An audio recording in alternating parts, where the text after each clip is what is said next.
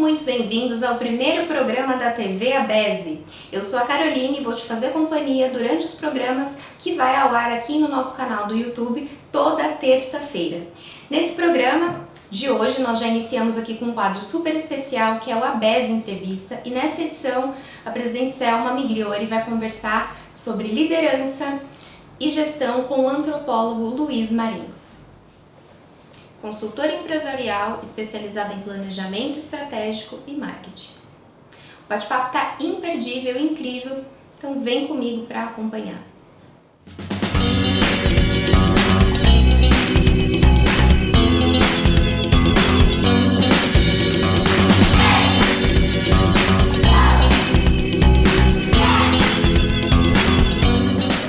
Em 2020, a segurança eletrônica cresceu 13%.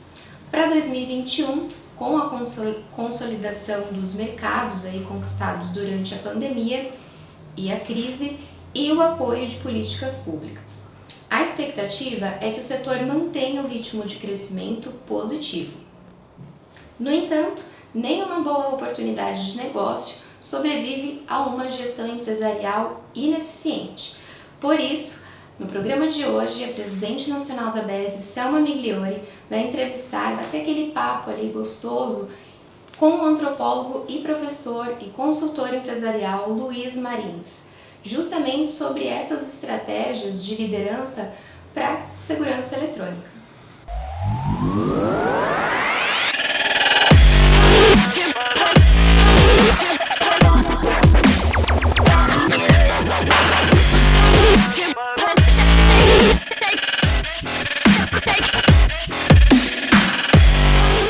Não saia daí, você está no ABESE Entrevista. Selma, é com você. Obrigada, Carol. Sejam todos muito bem-vindos ao ABESE Entrevista. Eu vou começar esse bloco com uma pergunta para você que está nos assistindo. Quais são as competências de um bom líder empresarial? E vamos fazer o seguinte, vão nos respondendo lá nas redes sociais da ABESE. Mas, na verdade, aqui, quem poderá responder esta e outras questões sobre os desafios de gestão e liderança é o nosso ilustre convidado, o professor Luiz Marins, que é antropólogo, professor e consultor de empresas nacionais e multinacionais, autor de 30 livros publicados, palestrante e é o nosso convidado de hoje. Seja muito bem-vindo, professor, um prazer enorme recebê-lo aqui conosco. Selma, o prazer é todo meu, a honra é minha, né? Eu me lembro de você já há alguns anos, né? Sempre o seu sucesso aí na ABESE. Enfim, é um prazer muito grande, é uma alegria eu estar aqui, estou à sua disposição. Muito obrigada, professora, é verdade. Quando nós nos encontramos a primeira vez, eu era diretora de eventos da ABESE, há alguns anos atrás, e realmente o senhor colaborou muito já com o nosso setor de segurança eletrônica, e para a gente começar essa TV ABESE, eu falei, puxa vida, quero trazer de novo, porque continuamos acompanhando as suas palestras, o desenvolvimento profissional de algumas pessoas que o seguem, que também hoje contratamos. Então, é um prazer enorme estarmos aqui dividindo hoje esse espaço, é uma honra para nós. Muito obrigada mesmo. A honra é minha. E nós vamos, então, começando com a nossa primeira pergunta, porque eu tenho certeza que o pessoal está numa expectativa enorme. Então, eu queria começar perguntando para o senhor, professor, quais as competências ou comportamentos que um CEO, que o presidente de uma empresa deve ter para liderar uma empresa atualmente. E vou aproveitar para dizer como que a antropologia empresarial pode também colaborar para desenvolver plenamente o potencial dos profissionais. Conta para a gente. Então, Selma, o grande desafio do líder hoje é que ele tem que ter muito comprometimento com a marca dele, com a empresa dele e com o time dele. O difícil é ele transformar aquele grupo, aquela equipe, num time. O que é time, né? Eu fiz um pedacinho muito pequeno da motivação da seleção brasileira, a pentacampeã de 2002. O que é time? Time sou eu pegar a bola lá no meu gol, atravessar o campo inteiro sozinho, driblando 9 jogadores do time adversário sozinho. Quando eu chego lá, na boca do gol adversário, tem um back lá que não me deixa passar, e eu, sem alternativa, olho para o lado e vejo um companheiro meu que não correu, que não driblou ninguém, que ficou na sombra, desgraçado, de braços cruzados, e eu, sem alternativa, passo a bola para ele, e ele dá, como a gente chama, um tapa na bola e marca o gol. Quem é o artilheiro? É ele. Quem a televisão vai entrevistar? A ele. E o que ele diz na entrevista? Não é fácil. Então, o que é time? Time sou eu ter a capacidade de passar a bola para um companheiro meu que esteja melhor colocado que eu, para que o time marque o gol, para que a ABESE marque o gol, para que a minha empresa marque o gol, e não eu marque o gol. Isso é muito difícil, e esse é o grande trabalho do líder, esse é o grande trabalho, né, do treinador, vamos chamar assim, é o grande trabalho. Então, o primeiro deles é esse comprometimento em transformar a sua equipe num time. A segunda coisa é dar muita atenção aos detalhes na sua chefia, né, na sua liderança, porque o que faz realmente a grande diferença são pequenos detalhes no dia a dia, porque a liderança ela se faz muito mais pelo exemplo do que pelos discursos, né? Porque já o ditado latino fala, né, as palavras movem, os exemplos arrastam, né? E a terceira coisa é dar seguimento nos seus projetos, é fazer um follow-up imediato de tudo aquilo que ele começa, dando satisfação ao seu time. Quando ele tiver que mudar de ideia, ele explicar por que ele mudou e ele conseguir integrar todo o time no seu planejamento. O que a antropologia corporativa faz? A antropologia, que é o estudo do ser humano, né, e a antropologia corporativa é o estudo do ser humano na empresa, né, quer dizer, a sociedade como empresa, é exatamente essa, ver qual é a cultura daquela empresa, o que a empresa tem e que favorece com que o time jogue tranquilo, livre, e o que a empresa tem que impede as pessoas de passarem a bola.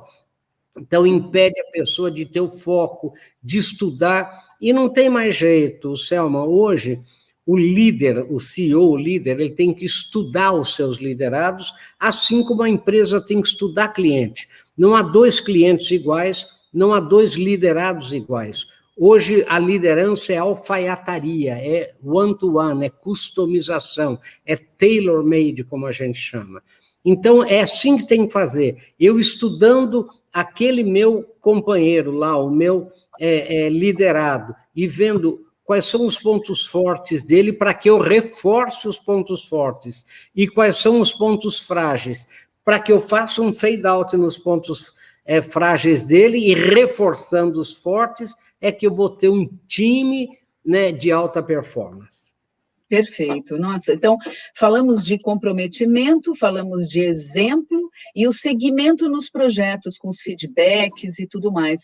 Sabe, eu estava pensando aqui, enquanto o senhor falava, que, na verdade, o CEO, ele, às vezes a gente escuta, né, eu estou preocupado com o resultado, meu problema é o resultado, mas para dar resultado, o problema o foco do CEO tem que ser exatamente naquilo que o senhor disse, o time, formar primeiro o time, né?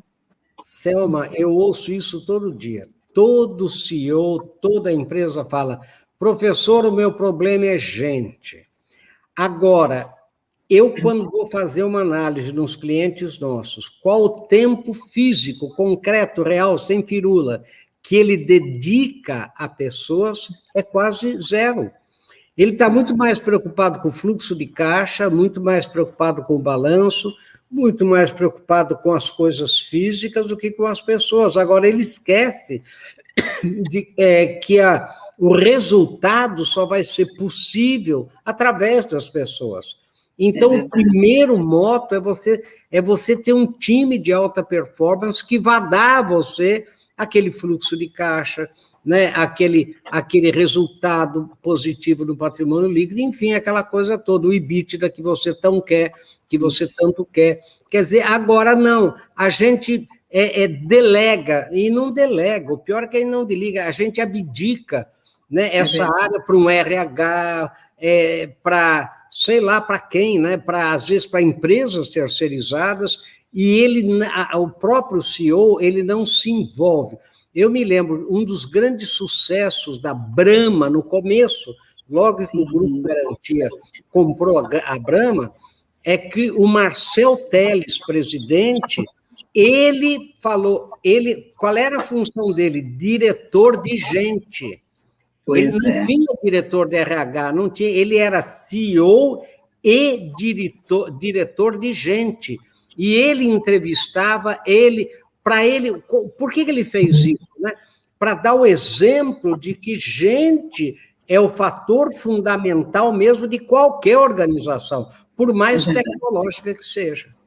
É verdade, e também as tecnológicas, exatamente. Então, gente, mais empatia, né, mais cuidado com as questões, os sentimentos dos seus colaboradores, porque a gente não sabe o que pode estar acontecendo. Muitas vezes tem uma reação imediata no momento, e ali ele está passando um problema com o filho, com a esposa, então a gente precisa ter um pouco mais de empatia, né? Você fala bem, né, Selma? É empatia, né? Eu sou antropólogo, antropologia estuda linguística, né? Linguística estuda etimologia. Empatia vem do grego, é dentro. E patos é dor, é sofrimento. O que é empatia? Sou eu sentir dentro de mim a sua dor, o seu sofrimento. Agora, o seu sofrimento não precisa ser um sofrimento com problemas pessoais, pode ser um sofrimento de falta de habilidade e conhecimento para aquela função que você está. E que você sabe que você não está preparado para aquilo. E eu, como seu líder, é que tenho a obrigação de ajudar você, de limpar a frente para que você cresça, porque autoridade, olha que bonito essa coisa aqui, autoridade, a origem da palavra vem de augere, vem de auctor, autoritas, né? E auctor e autoritas vem de augere. Augere em latim é fazer crescer. Por isso que a gente fala, fulano está no auge, ele está lá em cima. Então, a autoridade que nós líderes temos é de fazer o nosso liderado crescer. Agora, preste bem atenção, eu dava aula de antropologia filosófica, né? Eu só posso fazer crescer se é uma coisa que exista. Eu não posso fazer crescer uma coisa que não exista. O que eu vou fazer crescer no meu liderado? Os pontos fortes dele, né? As fortalezas dele. Para isso que eu digo que é alfaiataria, que é customização, que é one-to-one. Então, isso exige um esforço muito grande. É mais fácil eu ficar olhando analisando balanço, balancetes e fluxo de caixa, do que trabalhar com essa desgraça que é o ser humano, que tem sentimentos, que tem emoções, que tem carências afetivas. Não é verdade? Quer dizer, então, é complicado, mas é bem isso, quer dizer, a autoridade nossa é fazer o liderado crescer. A gente não precisa, a gente tem que deixar que ele cresça. Muitos dos CEOs que eu conheço, dos líderes, eles impedem o crescimento, eles barram, eles são um obstáculo ao crescimento em vez de ser um impulsionador do crescimento. Porque tem que ser do meu jeito, porque o meu jeito é o melhor jeito, o jeito do outro não é bom. Então, por que você precisa de time, se você pensa dessa maneira? Então, é realmente olhar, identificar o que tem de positivo e ressaltar. Como o ser humano tem a dificuldade de ressaltar o que o outro tem de positivo, né? O de negativo é básico, é fácil. Mas olha, outra coisa, nessa linha, Selma, olha que bonito. Eu vi agora uma pesquisa da Universidade de Virgínia e de outras universidades americanas muito interessantes. Toda vez que você, na BESE, propuser para todo mundo, olha, eu queria que vocês me dessem ideias para melhorar a BESE. Pode reparar, todo mundo vai dar ideia para aumentar, para adicionar, você tem que fazer mais isso, mais aquilo, mais... Ninguém dá ideia para subtrair. Não é bom? Sabe o que é, Selma? Você devia fazer menos isso, vamos fazer menos aquilo, vamos dar foco naquilo. Então, a gente entulha, porque toda vez que a gente fala em melhorar, a gente fala em adicionar e nunca subtrair, sendo que, às vezes, subtrair é mais importante e essencial do que adicionar. Então, com o meu liderado, eu tenho que trabalhar com ele o que não fazer, não só o que fazer. Sabe, quer dizer, não só o que ele deve saber mais, mas qual é o foco dele, para ele deixar de se preocupar com coisas que não fazem parte do foco dele. Não é verdade? Então, eu digo, por exemplo, isso é muito comum hoje, né? As pessoas ficam muito ansiosas, né? São ansiosas, elas falam assim, professor, eu precisaria aprender mais de análise de balanço. Eu digo, qual a sua função? Minha função é marketing. Pelo amor de Deus, entenda de marketing. Deixa o contador entender de análise de balanço, deixa o financeiro entender. Agora, porque o que acontece é que a energia que nós temos é uma só. Se eu dispersar essa energia, se eu não tiver foco, não na verdade, eu vou ser mais ou menos em tudo. E eu não posso ser mais ou menos em tudo, eu tenho que ser excelente em algumas coisas que eu seja realmente porque o que eu tenho que reforçar o ponto forte? Para que de bom aquele meu liderado vá para ótimo e de ótimo para excelente, no que eu quero dele. Isso. Não é o que ele quer, é o que eu, como empresa, preciso dele. E aí eu vou ajudar essa pessoa a crescer nesse caminho. Olha, é fantástico. É o que a empresa precisa do crescimento dele, é isso, né? E às vezes isso não é compreendido, mas cabe também ao gestor deixar tudo muito claro, né? E dar os feedbacks devidos e tudo mais. Mas eu queria falar também um pouquinho sobre esses tempos atuais, a questão da inovação, né? Uma das características do nosso tempo realmente é a evolução constante da tecnologia e com isso, da própria dinâmica de trabalho. Por exemplo, o trabalho remoto, né? Hoje estamos, a BESE está em home office, assim como muitas empresas, então o trabalho remoto ele já se tornou uma realidade, em função mesmo desses tempos difíceis que nós estamos vivendo, mas com muito aprendizado por trás de tudo isso. Então, na contrapartida, ainda encontramos empresas pouco dispostas a investir em inovação, professor, e eu queria entender qual a sua visão sobre a transformação digital e da importância da inovação para o mercado, sobretudo frente às crises todas. Então, a primeira coisa que nós temos que lembrar é o que é crise, né?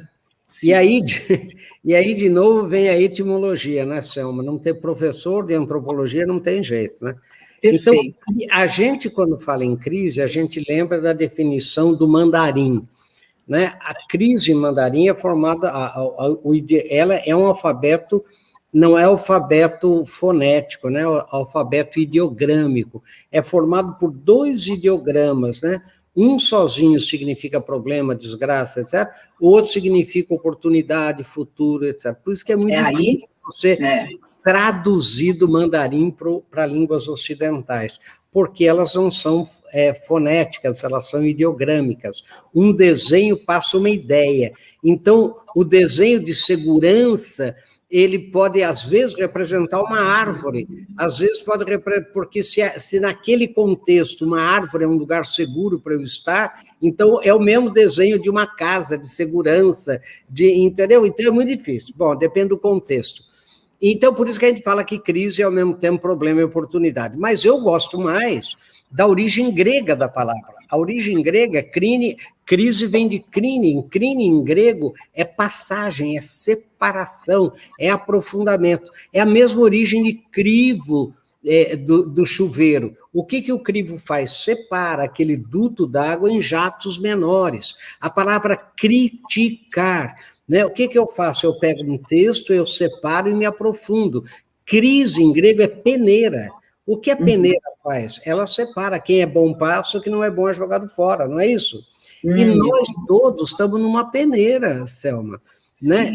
E em tempos bicudos como os de pandemia, crise lá de 2008 e outras, a malha da peneira vai ficando mais fina, só passa quem for realmente muito bom.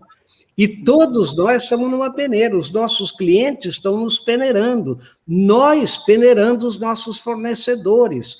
Não é verdade? Quer dizer, Verdade. os CEOs, os patrões, peneirando os seus colaboradores, e os seus colaboradores peneirando os seus patrões. Não é verdade? Então, eu tenho que reter talentos. Então, crise é peneira. Agora, veja um pouco. Na crise, eu tenho que fazer de tudo para passar na peneira da crise. Então, muita gente fala assim, mas, professor, nunca vi uma crise como essa. A crise não vai acabar, porque o número de concorrentes conosco, veja aí na BESE, vai aumentar a cada dia, com qualidade cada vez mais semelhante à nossa, como empresa. E preços cada vez mais similares. Então, quando eu, cliente, tenho a seguinte percepção, tem muita empresa me querendo, na minha percepção, com qualidade semelhante e preços mais ou menos similares, o que é que vai me fazer comprar de você e não dele, dele não dele, dele não dela? Quer dizer, aí você fala, eu tenho que diferenciar a minha empresa. Mas todas querem diferenciar e todas estão buscando a diferenciação. Por isso que a inovação e a criatividade são fundamentais.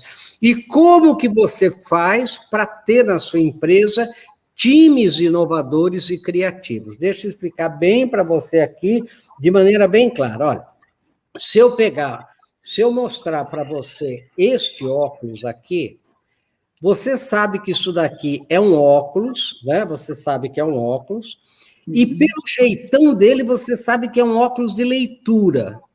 Perfeito. Como que você sabe que isso é um óculos e que é um óculos de leitura?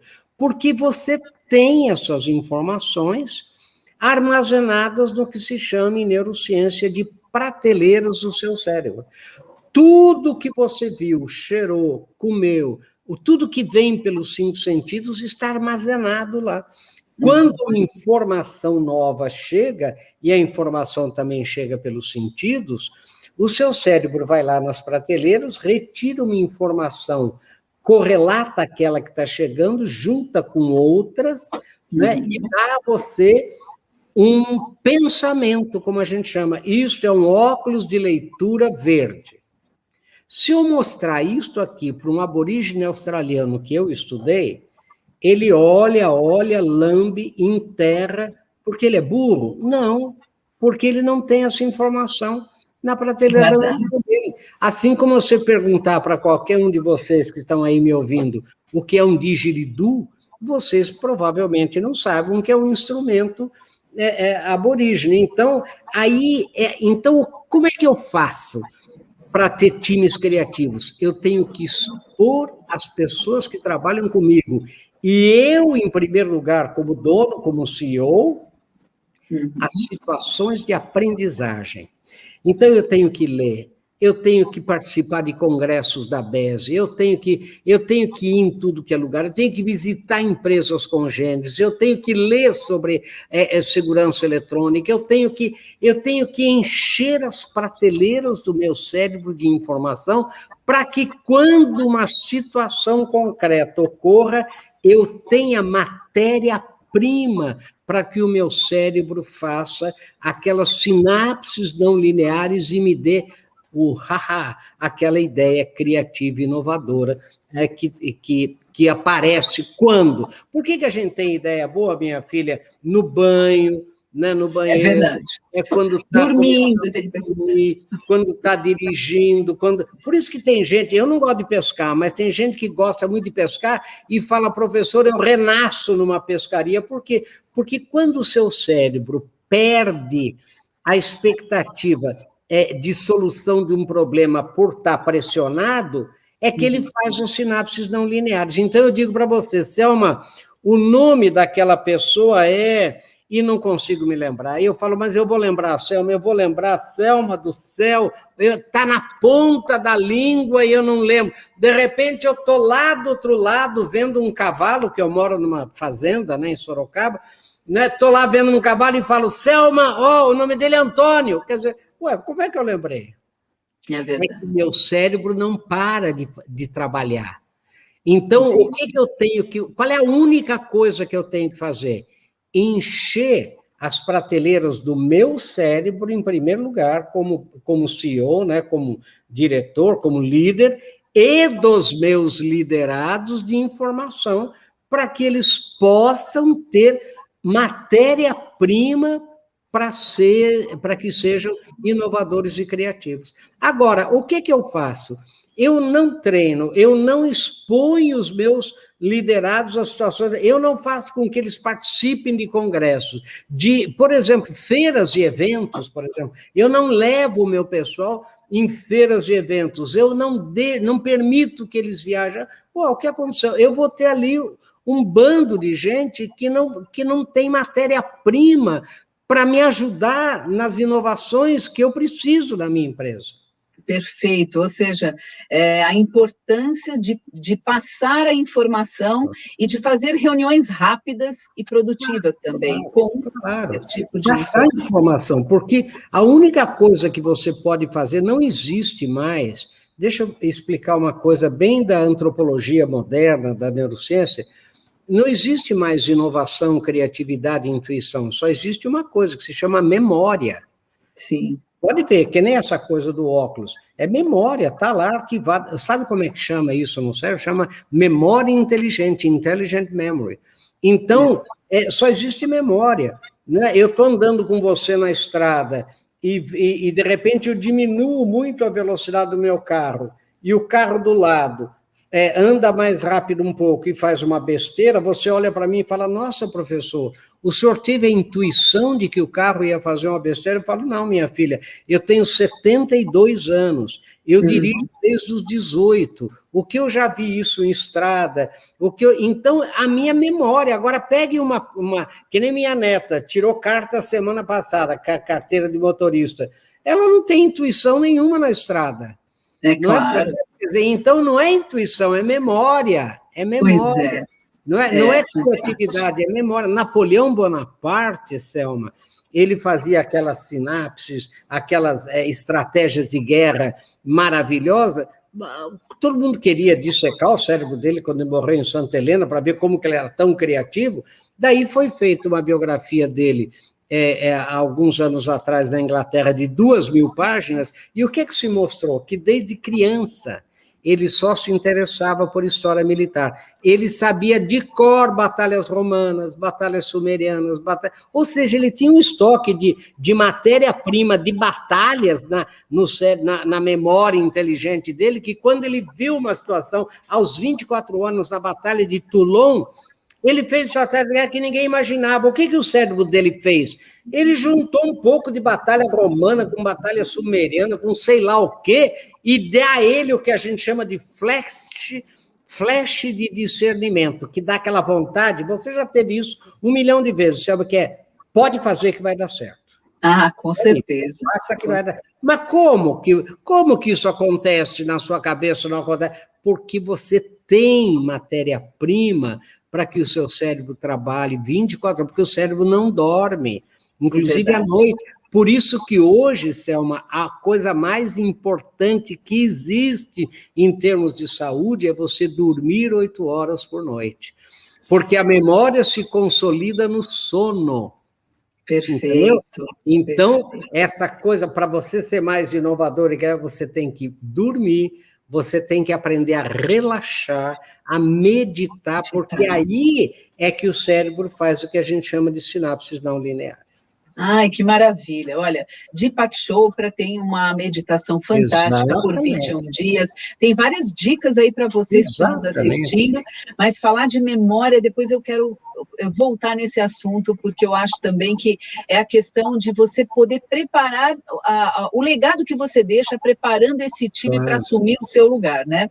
Isso também é muito importante, daqui a pouquinho a gente fala nisso. Mas continuando na inovação, e o senhor sabe, né, que nem sempre o profissional do setor de segurança eletrônica principalmente. Aí eu vou provocar aqui para o senhor reafirmar o que acabou de dizer em relação à importância do CEO, do presidente, do proprietário, do dono da empresa participar de eventos para adquirir informações. Então, nem sempre ele consegue acompanhar o ritmo de lançamentos, novidades, mas porque ele está sempre muito preocupado com o seu negócio. Mas a preocupação com o negócio, nesse nível, tem que ser estratégico, né? Então, a BESE, ela se coloca, que é a Associação Brasileira das Empresas de Sistemas Eletrônicos de Segurança, ela se coloca como um ponto de encontro do mercado de segurança eletrônica, e para isso nós realizamos eventos, comitês de discussões específicas de cada pilar, por exemplo, comitê de rastreamento,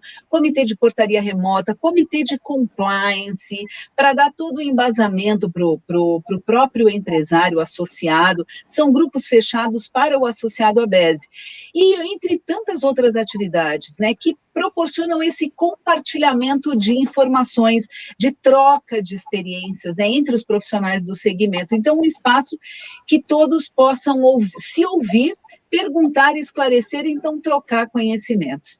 Então, é possível, professor, continuar navegando sozinho pelos desafios do mercado, ou realmente o caminho mais efetivo é unir forças e agir coletivamente? Nós, aqui, como associação, a gente tem uma hashtag que a gente acredita muito, que é a hashtag Juntos Somos Mais. Mas mais o quê? Juntos somos mais qualquer coisa, mas desde que participem, às vezes a gente verifica a dificuldade dele vir para uma discussão, ou até mesmo de viagens, como nós fazíamos missões internacionais, totalmente acessíveis, né? Mas que ele está ali muito preso e preocupado com o negócio dele, mas lá fora, o mundo lá fora, é tão importante olhar para poder trazer novas experiências para o nosso negócio, né? Comenta um pouquinho sobre isso.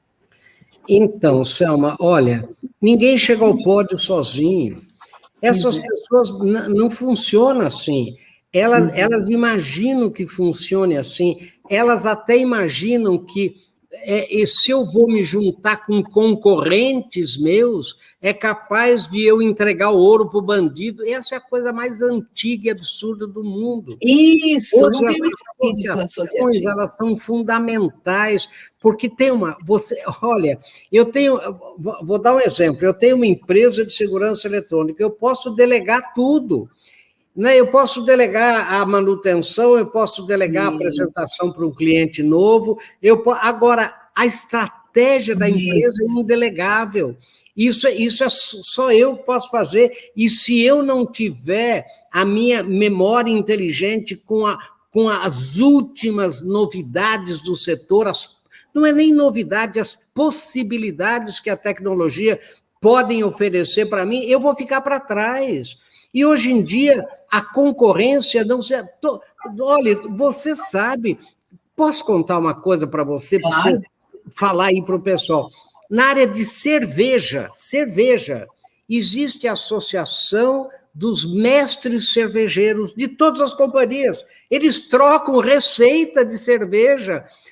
O sucesso não está no malte, não está no lúpulo, não está na cevada que vai ser malteada, está no marketing, está em como você atende o cliente, está em como você está na prestação de serviço, está na marca, no valor da marca. Então, porque me diga uma coisa, o que uma empresa de segurança eletrônica pode ter de equipamentos, de material, que a outra possa não ter, que a outra não tenha? Não existe. Todo mundo está no mesmo barco. Agora, eu tenho que justamente me envolver cada vez mais com o meu setor, com a minha concorrência, para que eu possa ter insights positivos e possa saber como diferenciar a minha empresa. E tem uma coisa, Selma, deixa eu falar uma coisa bem clara. Selma, não existe diferenciação tamanho único. Deixa eu dar um exemplo para você. Todo mundo fala, meus clientes só querem preço. Não é verdade, não é verdade. O cliente só paga a mais por uma coisa que ele perceba como valor para ele. Isso que a antropologia corporativa faz. Para ele, não existe tamanho único, não existem dois clientes iguais. Vou dar um exemplo a você. A pessoa fala, não, professor, no meu setor é só preço. Não é verdade. Então, veja bem, eu vou na churrascaria A, R$ 50 por pessoa o rodízio. Eu vou na churrascaria B, 45 na C40. Na minha opinião, a picanha igual, o buffet de salada igual, a costela igual, prestação de serviço igual, tudo igual. Qual a diferença de valor que eu percebi para mim? O preço. 50, 45 e 40. É claro que eu volto na de 40 e recomendo a de 40. Nada naquela de 50, nada. Para mim, para você, não sei, para mim, me faria pagar R$ 10 a mais para voltar na dele. Daí, ele fala assim, contrata um consultor, o consultor fala assim, você tem que diferenciar a sua churrascaria. Ele fala, eu diferenciei, né? Eu cobro 50, mas eu dou sobremesa grátis. E eu, Luiz Maria, digo, eu não como sobremesa. Ora, para mim aquilo não foi valor. Né? Eu tenho carne de avestruz, eu não como carne de avestruz. Eu tenho carne de javali, eu não como carne de javali. Eu tenho coraçãozinho de galinha de Angola, de capote no Ceará. Eu não como coraçãozinho de capote. Olha quanta diferença ele fez, nenhuma foi valor para mim. Eu não pago por nenhuma delas. Agora, daí ele reclama com o consultor, porque ele fez um monte de diferenciação, não aumentaram os clientes. Daí o consultor vai dizer, a diferença está na prestação de serviços. Não está no produto. Então, eu chego na churrascaria, ele fala, para o carro do homem na sombra, põe lá naquela mesa no fundo onde o ar-condicionado é mais forte, traz uma linguiça de aperitivo, enquanto ele espera a cadeira alta nova para o filho dele, eu pago ou não pago 50? Ora, eu pago se isso for valor para mim, se não for também não pago, se eu não gosto que mexa no meu carro, odeio o ar-condicionado, não gosto de linguiça, eu não pago e não volto mais lá. Hoje, Selma, eu tenho que saber o que Selma Migliore, minha cliente, paga, o que ela não paga, ou seja, o que é valor para ela. E você, Selma, abre a sua bolsa e paga feliz o que a sua irmã, não sei se tem irmã, ou a sua, não paga e ainda ri de você. Ou seja, não há dois clientes iguais, então eu tenho que estudar cliente hoje, eu tenho que estar no máximo do update da tecnologia possível, já que é a segurança eletrônica, para que eu estude para aquele cliente o que ele realmente paga, o que é valor para ele, porque ele só vai pagar o que seja valor para ele. Então, por que hoje preço, todo mundo só fala em preço? Porque o cliente não vê diferenciação entre a empresa A, a empresa B, a empresa C. É tudo igual. É tudo igual. Então, o que vale é o preço. É claro. Agora, se você vier para mim com um sistema de portaria remota, porque, deixa eu falar, a gente não pode perguntar o que o cliente quer, Selma. O cliente não sabe o que ele quer, ainda mais da sua área de segurança eletrônica. Eu não entendo disso. Deixa eu dar um outro exemplo, Selma. Um gerente de banco chega para mim e fala, professor, onde o senhor quer aplicar o seu dinheiro? Eu digo, não sei, eu não trabalho em banco. Sim. Você que trabalha em banco tem a obrigação de saber tudo que seu banco tem e faz, analisar o que eu faço, como eu faço, o meu perfil, e vir para mim com produtos e serviços bancários que vão surpreender, me encantar. Não me pergunte, eu não sei e não quero saber. Pois então, um pouco, se você perguntar o que o seu cliente quer, ele vai falar, eu quero desconto e prazo. É isso mesmo. Se você, na segurança eletrônica, falar, professor, o que o senhor quer? Eu falo, eu quero que a minha empresa esteja segura. Eu não sei o que a tecnologia tem para oferecer. De repente, você vem e me faz uma coisa, Selma, e vem um concorrente seu que me estudou e propõe uma coisa que eu nem sabia que existia, eu chego para você, Selma, olha, eu gosto muito de você, puxa, você é uma pessoa espetacular, só que agora eu vou mudar, vou comprar da empresa tal. Você fala, mas espera um pouco, Marinhos, algum dia você pediu uma coisa que eu não tivesse atendido? Eu falo, não, você foi perfeito, você me atendeu em tudo. Só que ele veio com uma nova forma disso, uma nova tecnologia daquilo, que eu nunca imaginei que existisse ou fosse possível, e era exatamente o que eu queria. Perfeito. Cliente, Selma, é muito falso, entendeu? Quer dizer, cliente é fiel ao último cafezinho que você deu a ele. Por isso que você nunca pode dar o último café, por isso que você tem que estudar cliente. Você, além de estudar a tecnologia, tudo que existe, né, você tem que estudar cliente por cliente. É verdade. E quando eu escuto, e a maior reclamação que chega para nós é essa mesmo, viu, professor? Nós temos uma academia, a BESE, de capacitação de profissionais, também na área técnica, mas também a nível de liderança, que inclusive eu acho que podemos até futuramente fazer uma parceria, quem sabe, um marketplace, alguma coisa, porque, na verdade, o que mais me deixa assim aflita é quando eles dizem: eu tenho um orçamento padrão. Meu Deus, no nosso segmento, principalmente, não dá para ter um orçamento padrão, porque daí realmente a diferença é preço, né? Então, tem muitas questões aí que precisam ser cuidadas, mas eu queria dizer o seguinte, que a segurança, nós temos também uma outra fala, né, um outro lema que a gente sempre reforça com os nossos associados, que é o faça parte da solução, né? Então, eu sempre falo para os nossos aqui da BESE, eu falo assim: presidente, eu estou com uma dúvida, eu estou com um problema, e como você faria? Qual a solução que vocês dariam? Eles sempre têm a solução para nos dar, né? Então, eu queria entender do senhor como que nós podemos incorporar esse mindset no nosso dia a dia de trabalho, nas tarefas e com a equipe, de que eles são parte da solução. Depende muito do CEO, mas também depende muito da característica e do perfil dos seus colaboradores, claro, né? Mas, exatamente, Selma. Agora, então a gente sempre diz isso, né? Eu pergunto, né? Você faz parte do problema ou você faz parte da solução?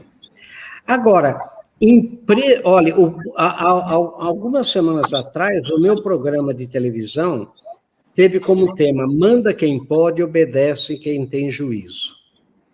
E eu digo o seguinte: parece mentira que no século XXI ainda tem gente que pensa assim. Pois é.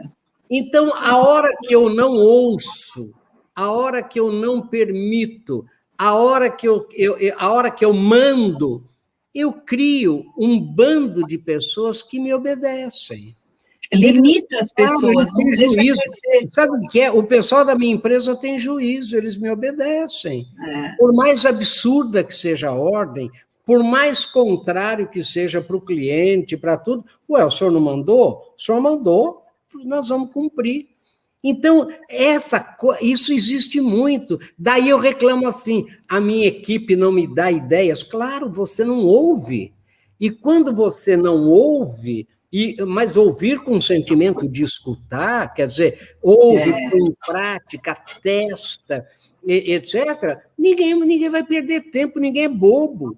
E não tem ninguém mais esperto na vida do que as pessoas que trabalham com a gente, do que os nossos liderados. Eles já sabem o que você quer. Então, eles vão por aí. Por quê? Porque você não é do homem do manda quem pode, obedece quem tem juízo. Nós temos juízo, a gente obedece. E depois, quando termina o expediente, riem de você lá atrás.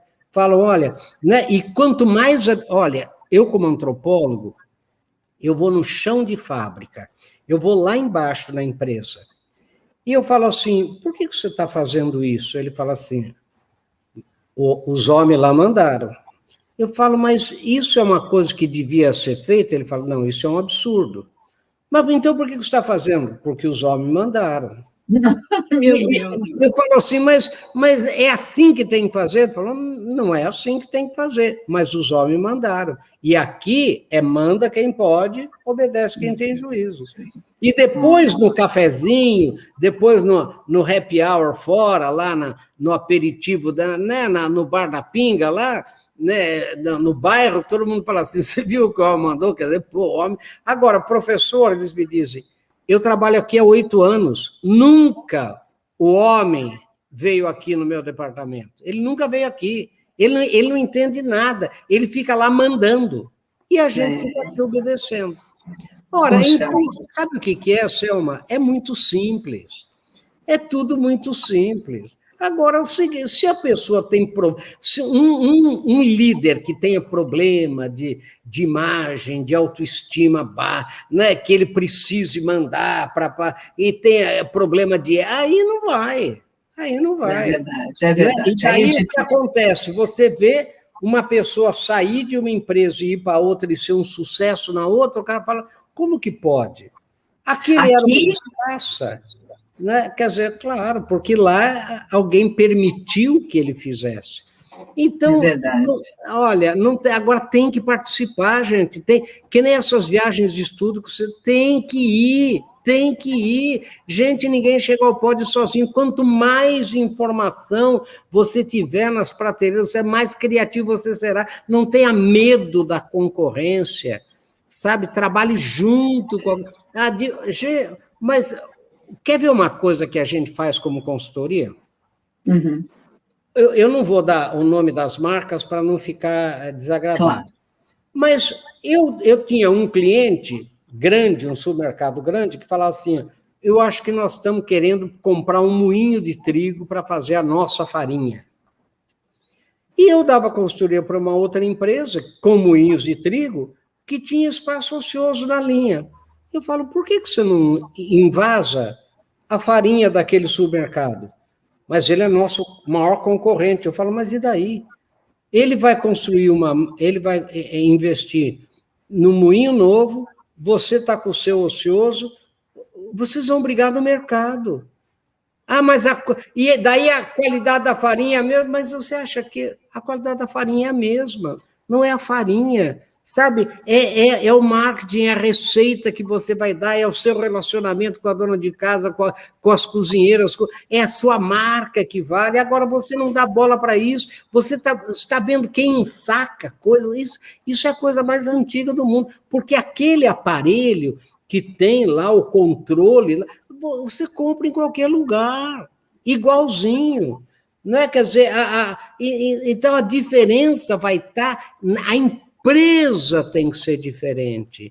É a empresa. Então, a gente, às vezes, está muito vidrado no conteúdo. A minha empresa é melhor que a sua, porque eu uso o aparelho tal, eu uso a marca tal, eu tenho isso, o meu diretor de tecnologia é PhD no MIT.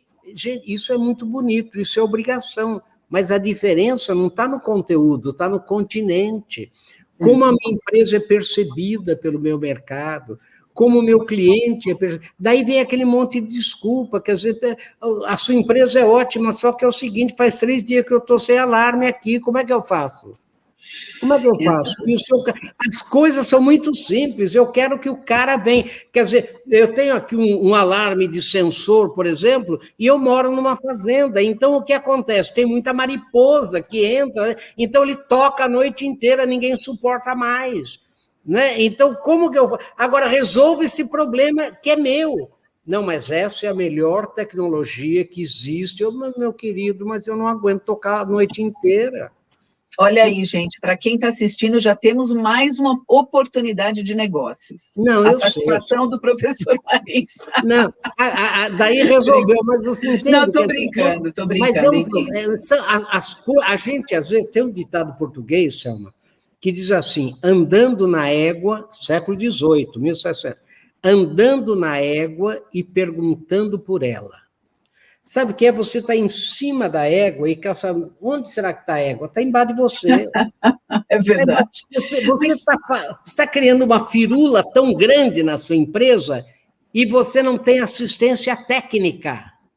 Essa que é a verdade. Você faz uma firula tão grande e o seu sujeito, numa situação de segurança eletrônica, demora 4 dias para te atender. Pois é. É esse o né? É simples, né? Uma outra, e o dono da primeira fala assim, o senhor foi para um que não tem tecnologia nenhuma. Ele falou, mas tem um cara que me atende 24 horas. Pronto. Isso que eu quero, O outro lá não sei, mas eu quero, porque eu também, se entrar ladrão aqui, também não tem muito que roubar, né? Casa de pobre, o ladrão só leva susto, né? Imagina. Então, agora...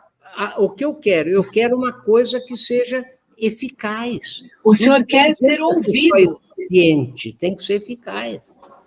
E o senhor quer ser ouvido. O senhor quer que o empresário, né, escute, ou o seu colaborador, enfim. Então, a gente falou de tanta coisa, vou estender só mais um pouquinho, pode ser, professor? Porque está uma delícia esse bate-papo aqui. Não, olha só, nós falamos de saber ouvir. Então, saber ouvir os nossos colaboradores, saber ouvir os nossos clientes, o que mais é preciso fazer por você, né?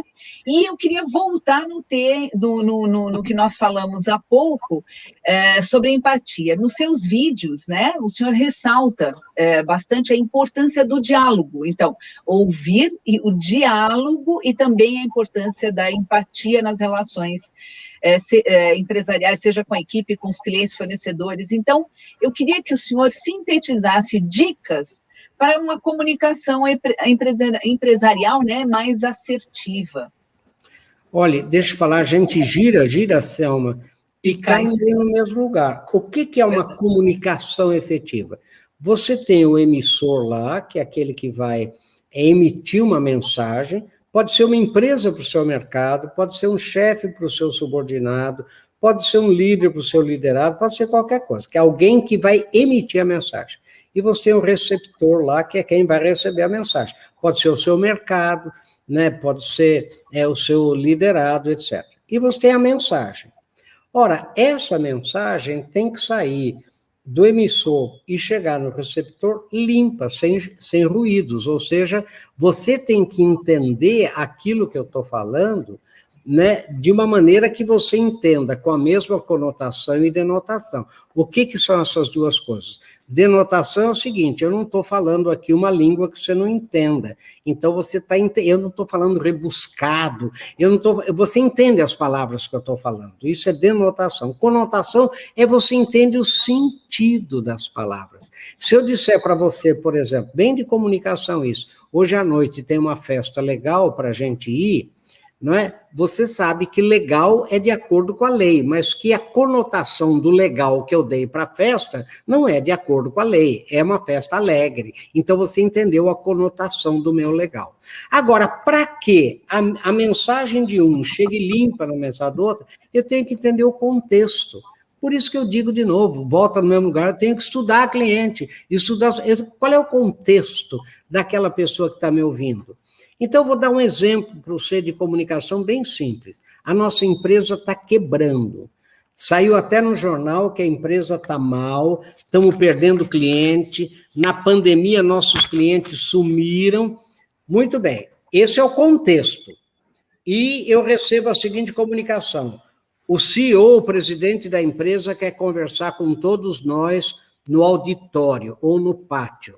Ora, o que eu vou pensar? Quer dizer, ele vai dispensar metade, vai fazer um corte, vai diminuir salários, sei lá, Deus me livre, né? Já sei o que vai acontecer. Muito bem. E chega lá, ele diz assim, olha, gente, eu queria só comunicar a vocês que a semana que vem vai ter um novo gabinete dentário aqui na fábrica. Era isso.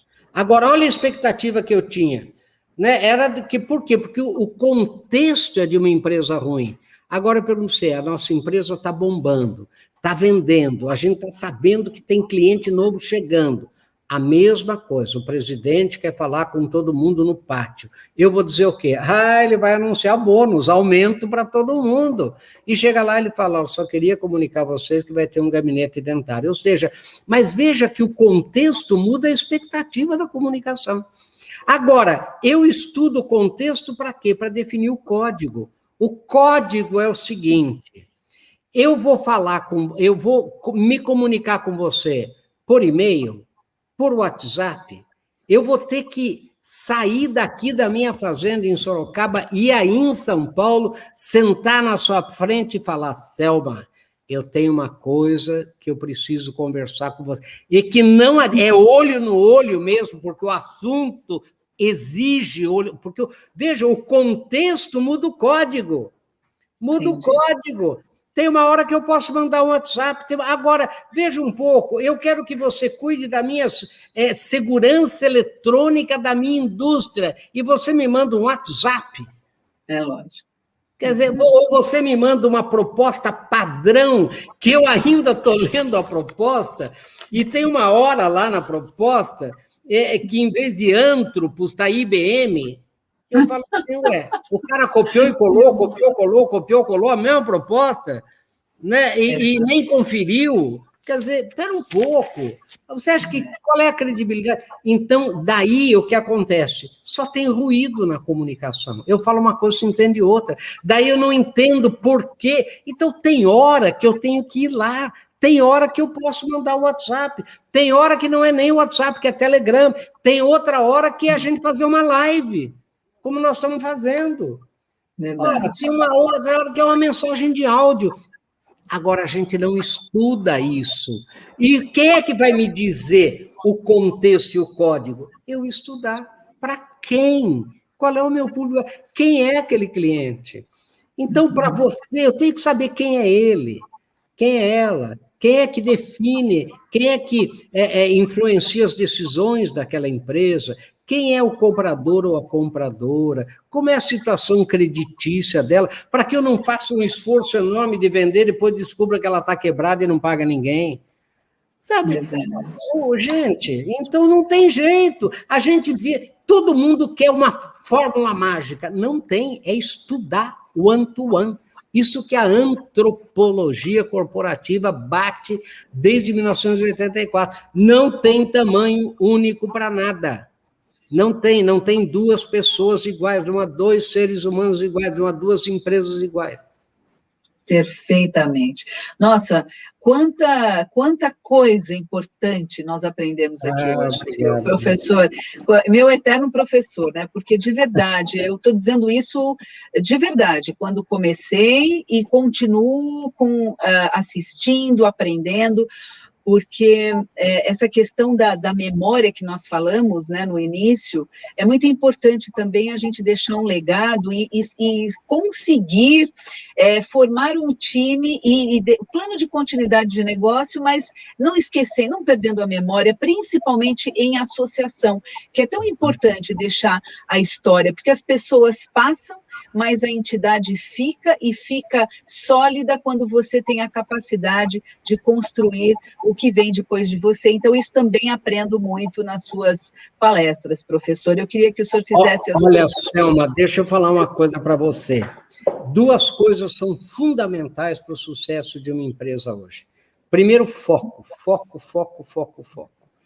Não é? Foco não é exclusão. Foco é onde todo o meu time vai despender de 70%, 80% da energia dele. Então, foco. O que mata uma empresa não é ausência de missão, nem de visão. Missão de empresa é tudo igual, dar retorno para o seu líder, produto de qualidade, respeitar o meio ambiente, tudo igual. O que mata é foco. Um puxa para cá, um puxa para lá. Eu vou para o Nordeste, não, eu vou para o Sul. Não, meu negócio é o mercado do interior. Enfim, foco. E segundo, união. Né? Toda a vida, ainda das coisas que não têm vida, não é mais que uma união. Veja bem, uma união de pedras é edifício, uma união de tábuas é navio, uma união de homens é exército, e sem essa união, Selma, tudo perde o nome e mais o ser. E nós, que eu digo, nós da BESE, nós, vocês aí, nós temos muito boas mãos. A minha empresa, por exemplo, né? A empresa sua, a empresa de todo mundo, nós temos dentro da empresa da gente muito boas mãos. E os nossos competidores sabem disso. Mas se a gente não tiver união, nem os nossos competidores vão dar as mãos deles para nós, nem a nós nos vão de servir as nossas. Então, eu queria, como mensagem final, dizer a vocês, se unam e prestigiem a associação de vocês, porque ninguém chega ao pódio sozinho, ninguém hoje tem o monopólio do saber, ninguém hoje é capaz de inovar, de criar, de saber o que fazer sozinho. Vamos competir com ética, mas vamos competir no mercado. Vamos competir lá no mercado, com a excelência da nossa prestação de serviço, da qualidade do que a gente faz. Você quer ver uma coisa boba? Olha, Selma, isso que me preocupa, as pessoas andando na égua e perguntando por ela. Uma vez eu fui numa empresa, o sujeito falou assim, Marins, eu quero matar aquela empresa minha, fornecedora de segurança. Eu falei, por quê? Ele falou, olha os fios, olha que serviço porco que eles fizeram ali, os fios tudo aparecendo, saindo. Quer dizer, Marins, eu vou mandar arrancar tudo. Agora, gente, olha onde é que está a insatisfação dele, no fio, em colocar o fio. Então, detalhe, gente, detalhe é fundamental. Então, prestação de serviço, qualidade, excelência. Você agora, em vez de você se deixar contaminar pelo vírus lá da Covid-19, se deixe contaminar pelo vírus da excelência. Tudo que você fizer, faça no máximo da excelência que você puder. Aí isso vai ter sucesso. Perfeito. Nossa, estamos muito felizes com a sua presença. Uma honra mesmo esse bate-papo. E eu gostaria, deixa os seus contatos olha, o meu é muito fácil, gente. Tudo que é meu tem uma porta de entrada, que é marins.com.br. Lá no meu site, que tem 19 milhões de acessos, para vocês terem uma ideia, né, você vai entrar, lá tem o link para tudo, para a fundação, para o YouTube, para o Instagram, para os programas de televisão, tem mais de 1.000 textos, enfim, tem tudo lá. www.marins.com.br, só isso. Gente, não deixem de aproveitar os canais do professor, que realmente são de uma sabedoria incrível. Professor, muito obrigada, estou muito feliz por mais essa oportunidade. Mais sucesso! Covidal para você. Obrigada, mais sucesso. Um abraço à distância de Covid para você aqui. Verdade, de Covid, mas que logo, logo vai passar e que nós já provamos que somos capazes de nos reinventar. Você viu o Itaú, o Bradesco, esses bancos todos dizendo que o PIB deste ano vai ser 5% e o ano que vem, previsão que eu vi hoje, 7% ano que vem e crescendo. Pois é, gente, não vamos falar de... Não vamos olhar. Aguenta a mão que vai bombar aí. Vai bombar e a segurança eletrônica em 2020 cresceu 13%. Somos serviços essenciais e podemos sempre nos reinventar e proporcionar cada vez mais inovação para o nosso cliente. Então, gente, vem com a gente, que possamos juntos construir cada vez mais um mercado melhor. Muito obrigada, professor. Gente, eu conversei com o consultor da Anthropos Consulting, professor Luiz Marins. Muito obrigada pela sua companhia que nos acompanhou aqui até agora e nós nos encontramos no próximo ABESE Entrevista. Até lá!